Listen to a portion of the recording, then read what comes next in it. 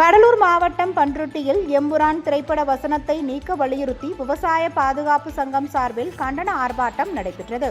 அப்பொழுது முல்லைப்பெரியாறு அணையை குண்டு வைத்து தகர்க்க வேண்டும் என்ற வசனத்தை நீக்கவும், இந்த திரைப்படத்தை தமிழகத்தில் திரையிட தடை செய்ய வேண்டும் எனவும் விவசாய பாதுகாப்பு சங்கத்தினர் முழக்கம் எழுப்பினர்.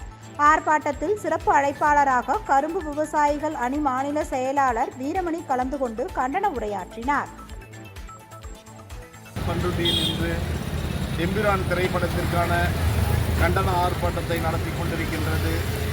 முல்லைப்பெரியாறு அணை என்பது 7 மாவட்டத்துடைய உயிராதாரம், விவசாய ஆதாரம். அதை கொஞ்சம் கூட பொறுப்பில்லாமல் அந்த அணையை வெடிவைத்து நடத்துவோம் என்கின்ற காட்சி அந்த படத்தில் இடம்பெற்றிருக்கின்றது. அதை உடனடியாக நீக்க வேண்டும்.